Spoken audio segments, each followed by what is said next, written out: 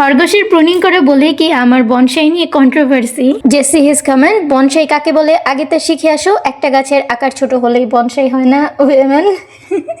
Alright, যে কোনো গাছ আগা কেটে ফেললে কি বনসাই হয়ে যায় নাকি? বনসাইয়ের আলাদা কাঠামো আছে, এটা বনসাই না। এবার আমি বনসাইয়ের সংজ্ঞাটা দেই যা আমি এ পর্যন্ত শিখেছি বা শুনেছি। বনসাই হচ্ছে বড় কোনো গাছের মিনিয়েচারের আর্টিস্টিক রিপ্রেজেন্টেশন। এর জন্য কিছু সিস্টেমের মধ্য দিয়ে যেতে হবে, pruning, wiring, root restriction, potting. এর জন্য আলাদা কোনো সংবিধান নাই যে কোন গাছ কত ইঞ্চ করা লাগবে, ঠিক কয়টা ডাল থাকবে, কত ইঞ্চ থাকবে, সেটা স্পেসিফিকলি মেনশন করা আছে। আর খরগোশের দাঁত দিয়ে হবে না, মানুষের হাত দিয়েই করা লাগবে। এখন যারা অনেক বছর ধরে বনসাই শিল্পের সাথে জড়িত এবং অনেক কষ্ট করে বনসাই তৈরি করে, তাদের একটা ব্যাপার হিংসা লাগতে পারে, একটা বনসাই করতে কত পরিশ্রম হয়, কত সময় লাগে, আর খরগোশ কামড় দিয়ে ওরে বনসাই বানায় দেয়। বনসাইয়ের ব্যাপারে আমার নিজেকে বিগিনার বললেও ভুল হবে। আমার কাছে ছোট ছোট পটে কিছু মিনিয়েচার গাছ রয়েছে যেগুলো আমি নিজে ওয়ারিং করেছি। আমার খরগোশ আমি দুজনে মিলে প্রুনিং করেছি, successfully root restriction and potting করেছি। কিছু গাছ আমার কাছে আছে এবং অসংখ্য গাছই নষ্ট হয়ে গিয়েছে। আমি অ্যাকচুয়ালি আমার মধ্যে টক্সিসিটি